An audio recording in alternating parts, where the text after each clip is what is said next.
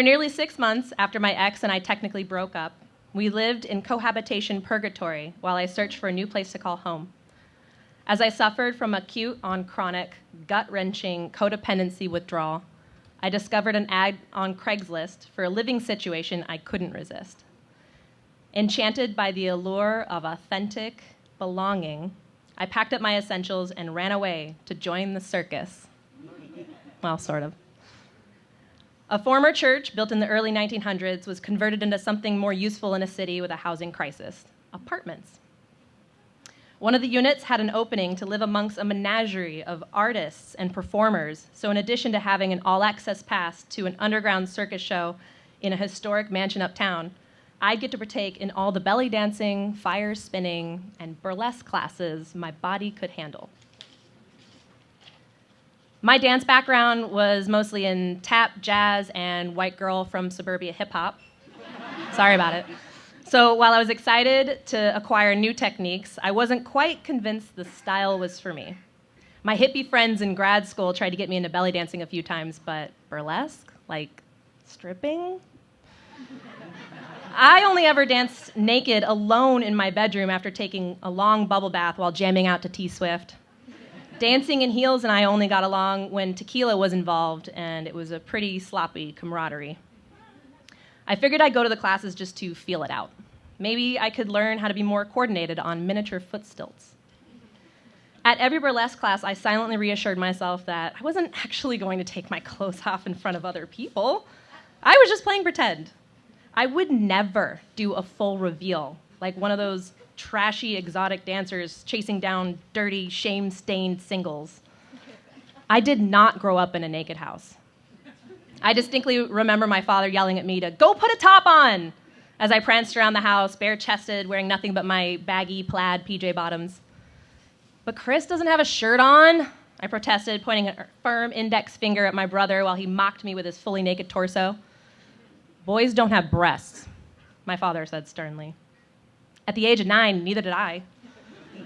Sometimes I would pinch and pull at my nipples and laugh hysterically as they slowly rebounded from the cone shape. My mother was horrified that I'd make them grow in wrong.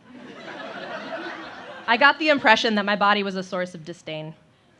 According to my dad, the body was simply a vessel to carry the mind, and anything intellectual was far superior to anything physical, especially the embarrassing naughty bits that needed to be concealed at all times.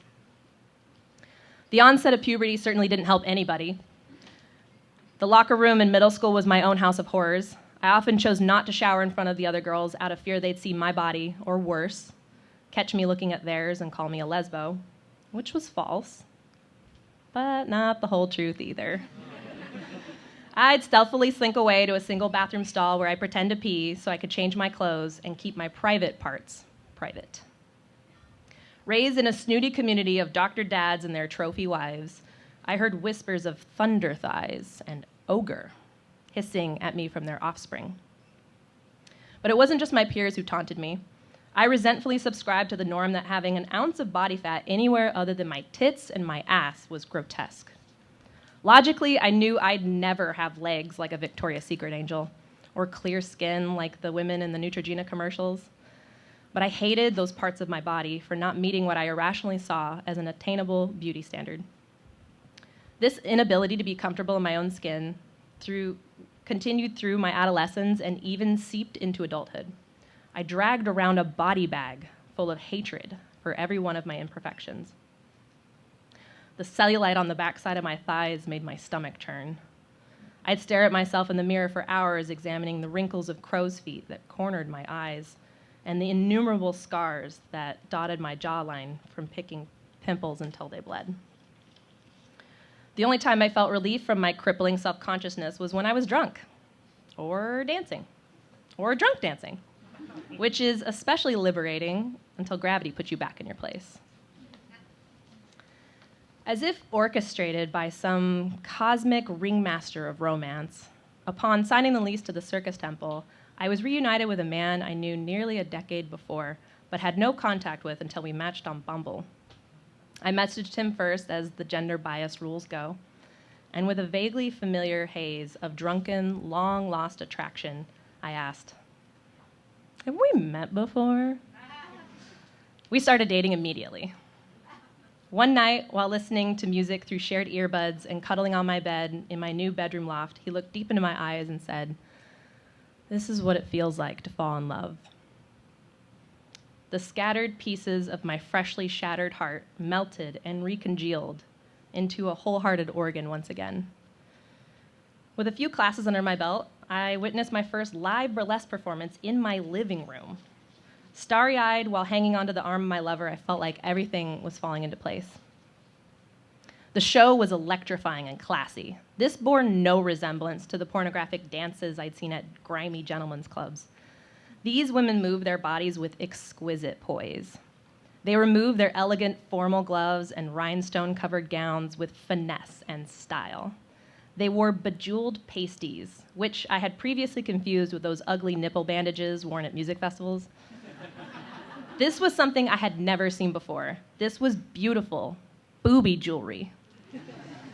Seeing women with bodies of every size and shape encouraged me and the rest of the audience to watch them take off layer by layer of their costume while they jostled, shook, and shimmied their breasts in jovial enthusiasm dispelled all my fears of being a perv. I especially loved the acts with little tongue-in-cheek humor.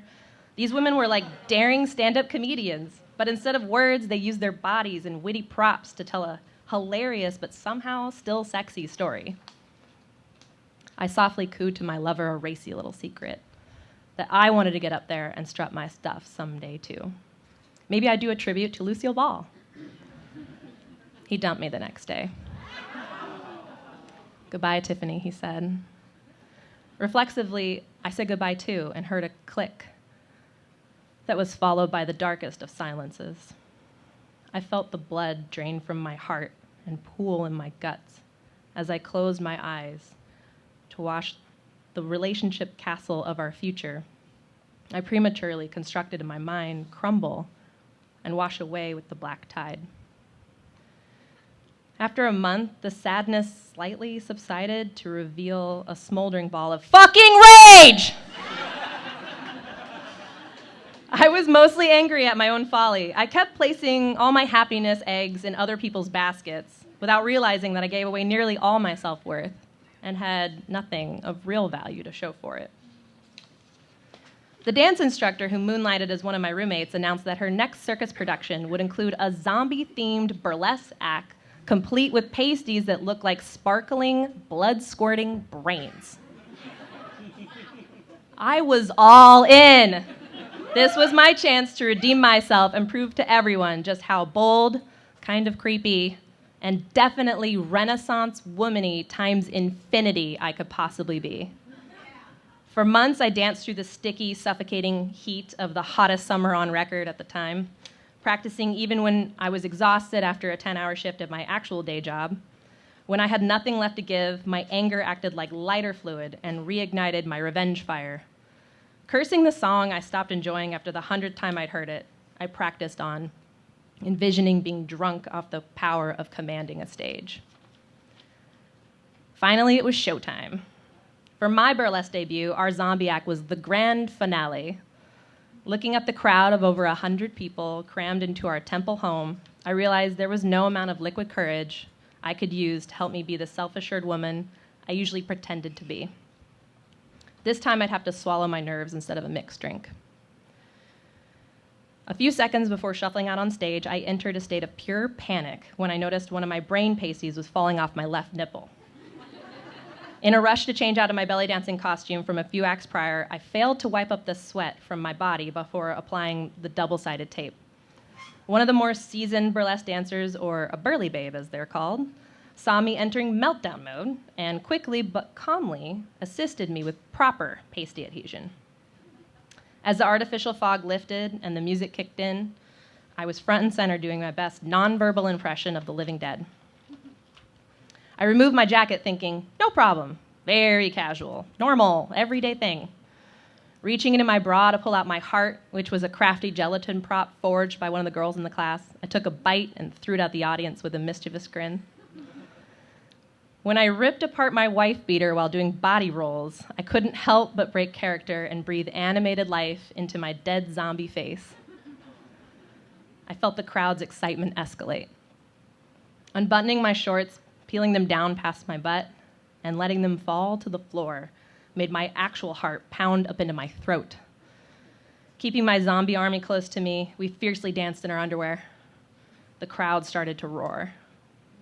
With hands outstretched like the choreo from Michael Jackson's Thriller video, my claws trembled. Oh, please don't let me have a nip slip. All of my dignity took shelter in those 2 little sequin cones. Cold, cold, cold, cold as ice, Cage the Elephant sang.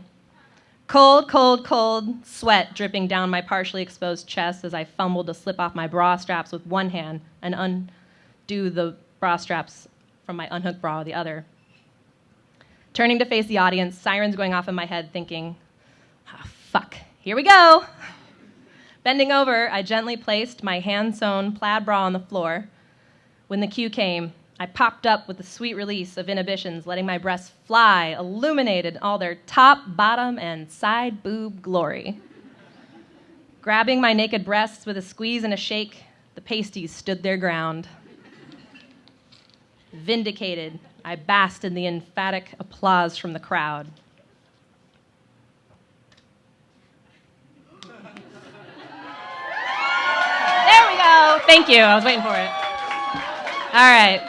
Through my zombie resurrection, I mended my twice murdered heart, but beyond that, I cultivated the courage to shine a light on some of my insecurities and discovered that I'm worth so much more than the sum of my parts. Instead of numbing my pain, I used it to coax my silly self out to play with other women who, like me, are learning how to love themselves wholeheartedly. It may have all just been a fantasy, but that time I lived with the circus showed me how to connect with those who have the strength to handle a burly babe like me. Tiffany Cooper!